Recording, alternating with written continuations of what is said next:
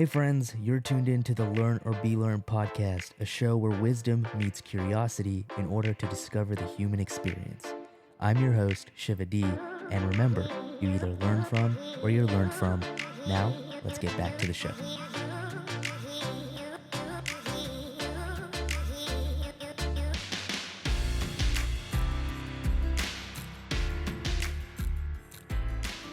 All right, welcome back, everybody, to another great episode here on Learn or Be Learned. This podcast episode is about the philosophy of hell yes or no when it comes to decision making. So just a quick little intro on what this concept is really about. It's when, in particular, when you have a bunch of opportunities arise, it's a decision making matrix, essentially, where you look at an opportunity in front of you and you determine whether you are super excited about it, so hence hell yeah, or no. So essentially it's about whether this opportunity resonates with you and whether you should or shouldn't be doing it, because I think, and perhaps you grow out of this over time, but when you're younger you say yes to everything and you got to start filtering things out as you get older, because then you're getting pulled in every direction, or you have too much on your plate. You're just doing things that are time wasters. So I think that's the true importance of this matrix, decision-making matrix. And I'm sure many of you can attest to this, where you meet somebody and they go, hey, we should hang out sometime. I'm sure many of you have run across this example where you meet somebody and they go, oh, we should hang out sometime. We haven't caught up in forever. We should, hang out. And you go, yeah, let's do it. But have you ever tried to get specific with certain people like that, and all of a sudden they can't make it, or you don't actually seem that interested anymore either? It doesn't resonate with you when the time actually comes. It's just more of a floating idea. And I see people do this all the time. You'll see people meet each other and go, yeah, we gotta hang out, man. Let's hang out sometime. And nobody gets specific. So, that's just a small little example of what I mean. I'm especially in this episode, I'm more swaying towards the ideas of success and opportunities, your work life and things like that. But it does apply to relationships and even investing, but I won't get into that side. But that's a small example of how it applies in relationships. And I think saying hell yes to ideas that resonate with you also give you a sense of personal and professional fulfillment towards the things that you actually want to do, towards more needle movers, right? And I know I mentioned this a little earlier, but I think when you're in your younger 20s to teens, you need to say yes to everything, because you don't have enough life experience to know what you like and don't like. And I think you got to test the waters in a lot of different areas, which is what I did. I tried everything. I mean, everything from yoga to mechanical engineering to architecture, drafting and designing as architects. I took a couple classes and I just tried a bunch of different things to see what really resonated with me. And over time, I loved medicine, but unfortunately, as I went further and further in, I lost that. It didn't resonate as much because of I was able to see more and more behind the curtain and see this indoctrination system where they want you to not ask questions and follow this pharmaceutical capitalistic agenda. And I don't subscribe to that, which is why many of you probably know that I'm getting a master's in Ayurveda and integrative medicine, so more preventative and lifestyle focused health. But and among other reasons, I love business, and for the longest time I wanted to do Doctors Without Borders because I just wanted to travel and I really wanted to help people. But I know for a fact they don't make a lot of money because it's a nonprofit organization. So in my mind, I thought, that doesn't matter. I want to do business anyways. I'll make money that way and do what I love. So for the longest time, I was like, I want to do business and I want to do medicine until I talked to a professor and he said, okay, I think you should heavily consider just dropping the medicine part and focusing on business if that's what's resonating with you right now. And, after many months of thinking about it, why it took months is because this was my entire identity for as long as I can remember since I was a kid. So it was not an easy decision, but it was one that struck with me as a hell yes, and I was excited to do business now. And not to get too much into the rabbit hole, as I've already started this tangent, but little did I know when I switched over and I wanted to do business that I had zero business skill. I had no idea what I was doing, and it took me forever to learn that business and entrepreneurship is a lot of mindset too. And I had a lot of mindset stuff to fix. So it's been a journey, but I'm excited to share that portion of my life, post lessons when I've learned them already. I don't want to share them as I learn them because who knows, things change all the time. But that tangent was all to say that, you have to find what's a hell yes for you because, look at people today. Many of them are in jobs they don't like, and I don't blame you. I've been there when you need to make money, so you do it, and I understand.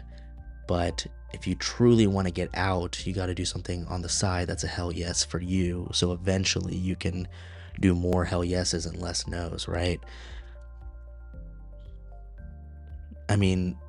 Let's take this as an example. When I was switching from medicine, I had all this time and I didn't know what I wanted to do.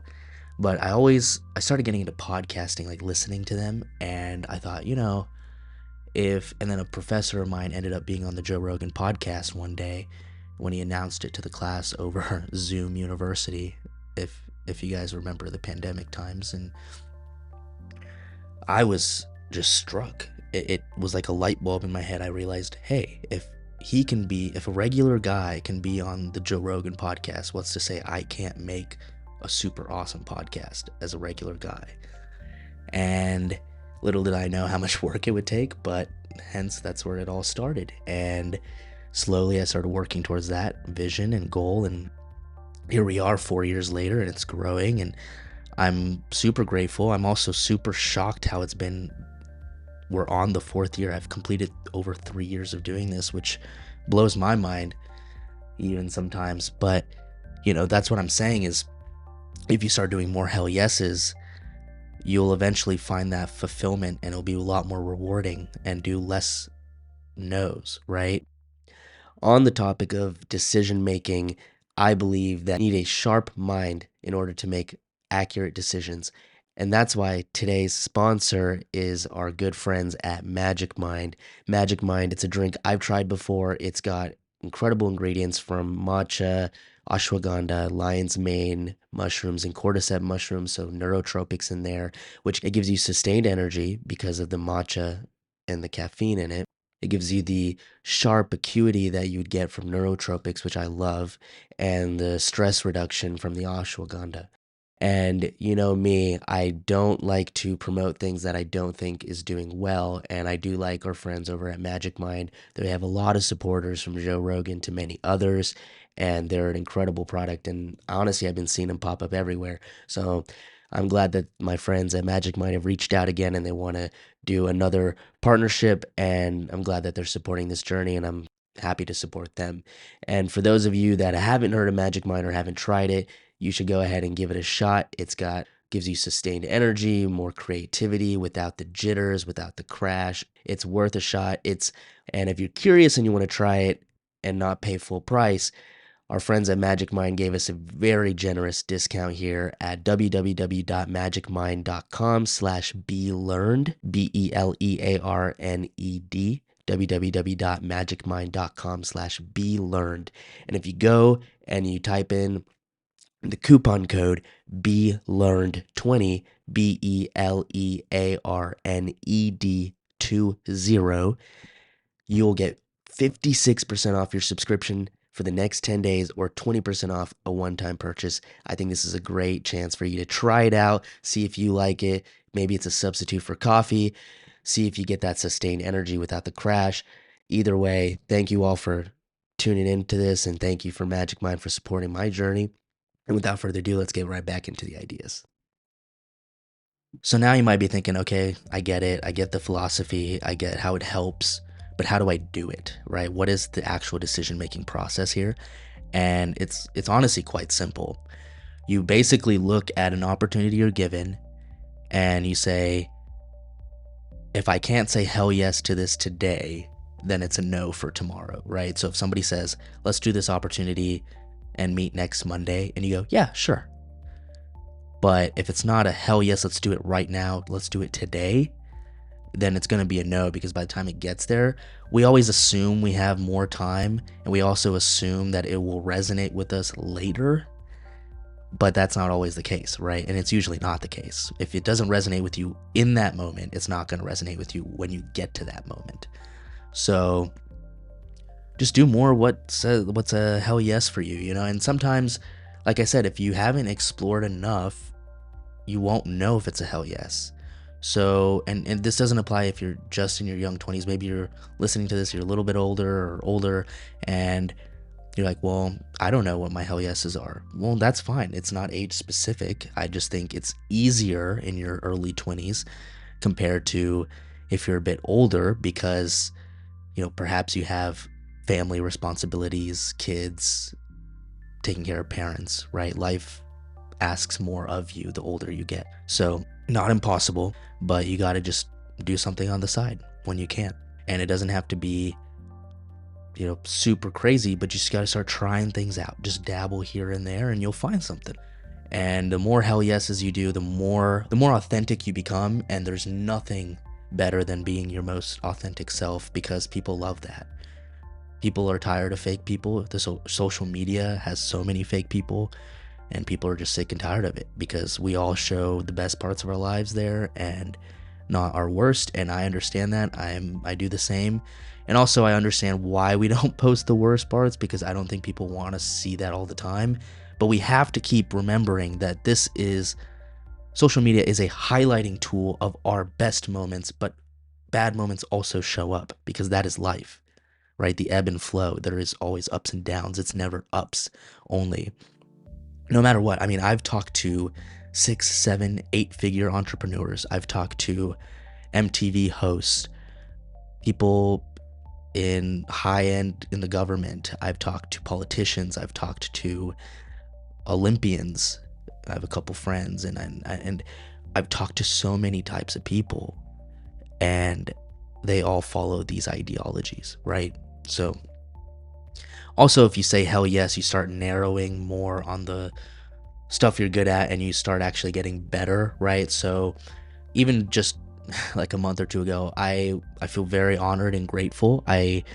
Across, you know, my metaphorical desk, I had 3 amazing opportunities laid out in front of me to choose from, and I wanted to do them all. I wanted to say hell yes to everything, or I wanted to say yes to everything. And it only was when I truly took a deep look and started dissecting everything, I realized that's not a hell yes. And it's also not resonating with me, and it's just going to burn me out. So I had to say no to a couple opportunities and focus on one. So that's where I'm at. And I honestly, this decision making helps me. I mean, people, especially now that I'm over 3 years in this, I get people to hit me up for opportunities, you know, guests and things like that. And if it doesn't resonate with me, if it's not a hell yes, I'm sorry, but it's a no. So before we end it here, I do have one little caveat I want to mention, and this is an opportunity decision-making matrix. It does not apply to, for example, if somebody says, or for example, if you're thinking about, okay, should I exercise today? Well, that's not a hell yes, so I'm not going to do it.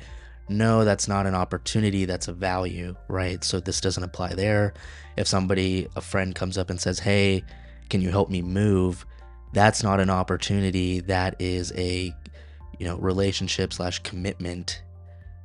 It's more related to commitment / relationships, right? So you have to assess those in different ways. This is specifically opportunities that come across your way. Let's say somebody comes up to you and say, hey man, I found this awesome opportunity. You want to invest with me?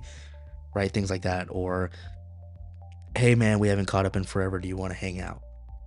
That's an opportunity to expand a relationship. Is that a hell yes?